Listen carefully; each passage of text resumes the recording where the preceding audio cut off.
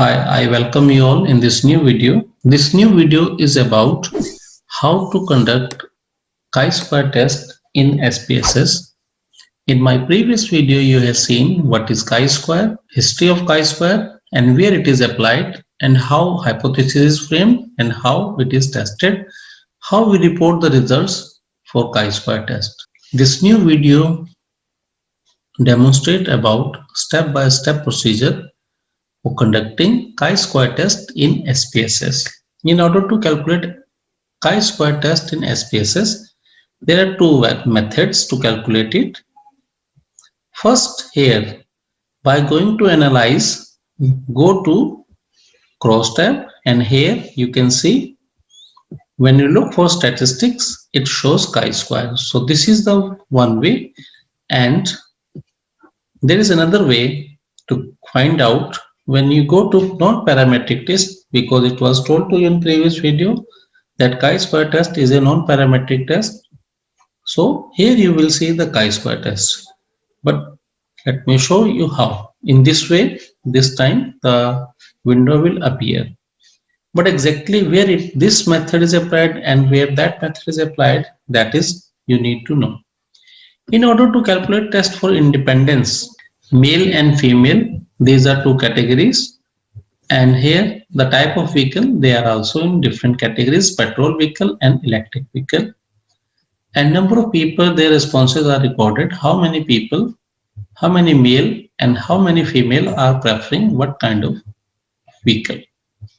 So if we have entered the data in SPSS in this way, the first step for you is to go to data, and here we have to take weight cases, and then for number take into weight cases and press OK. Go to analyze, go to descriptive analysis, go to cross tab, and then it hardly matters which way you keep first categorical variables and second categorical variable, but I will take gender and then type of vehicle.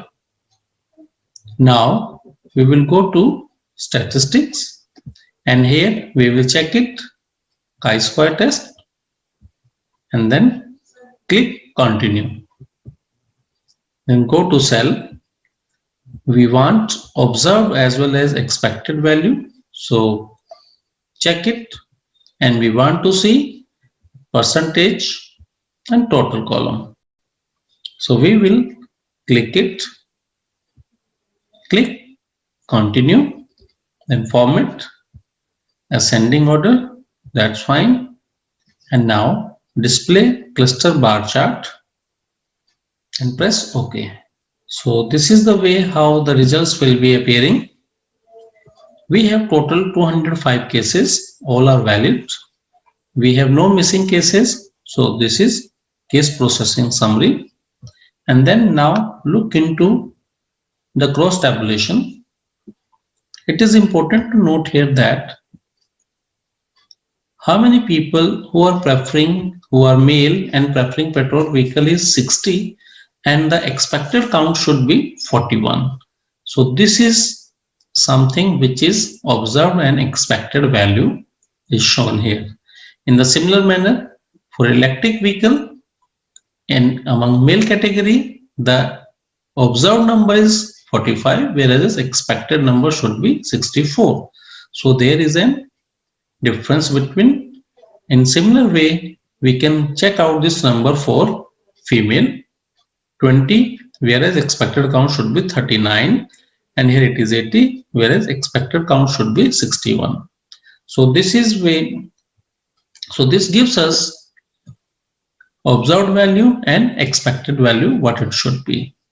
Then if we go down, here we can see the results. These are very important for us to understand the results. Here in this case, although the entire procedure has been shown to you in first video, you have seen how hypothesis is framed and how that is tested on the basis of results. Here it is showing the chi-square value is 29.696, means it was explained to you in previous video. When there is a difference between observed and expected value, the chi-square value will increase.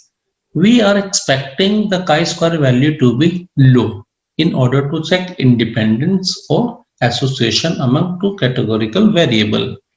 But here it is 29.696 and the p-value is 0.000, which is less than our significant level of 0.05. Here there are a couple of other results which are shown here. Let's discuss them one by one. Next one is continuity correction. What it is? Continuity correction is produced automatically by SPSS for a 2 by 2 table which performs aids correction. This is a conservative adjustment, and when we use this correction is controversial and often not recommended. And it is advised that we should use Fisher's exact test in analyzing 2 by 2 table with a cell frequency less than 5. But here we have no cell which is having count less than 5. So this is not required. Then next one is likelihood ratio. This is again alternative to chi-square test employing a different method. The likelihood ratio is an alternative test to chi-square employing a different method. Normally we use the chi-square results, but likelihood ratio is sometimes preferred when the sample size is small. So remember, likelihood ratio results will be used when sample size is small in number. The next, Fisher exact test. Fisher exact test calculates the exact probability based on a calculation of all possible combination of a frequency distribution in cross tabulation table. This is only calculated for 2 by 2 table. This is only calculated for a 2 by 2 table because of the increase in possible combination of frequency distribution afforded by a bigger cross tabulation.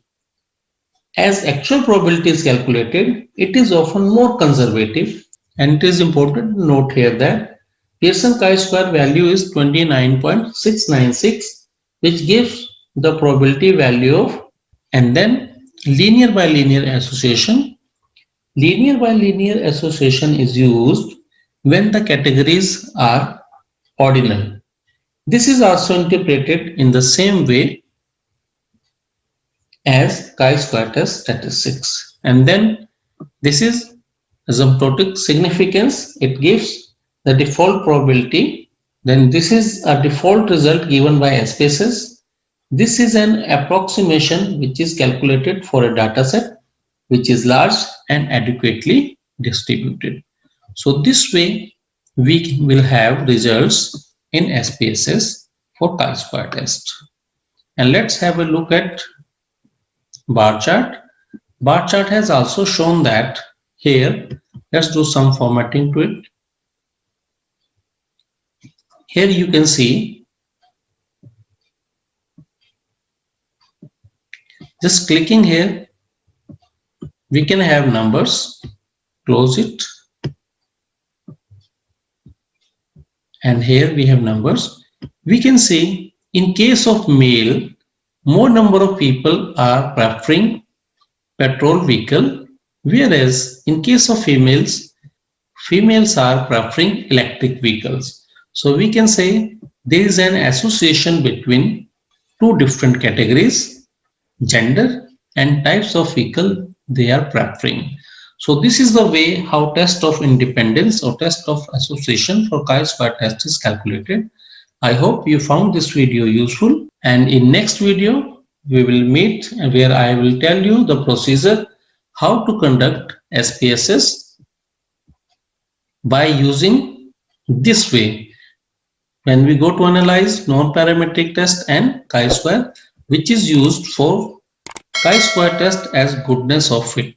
So that we will discuss in next video. Like this video, leave a comment and share this video with your friends. So thank you for watching this video.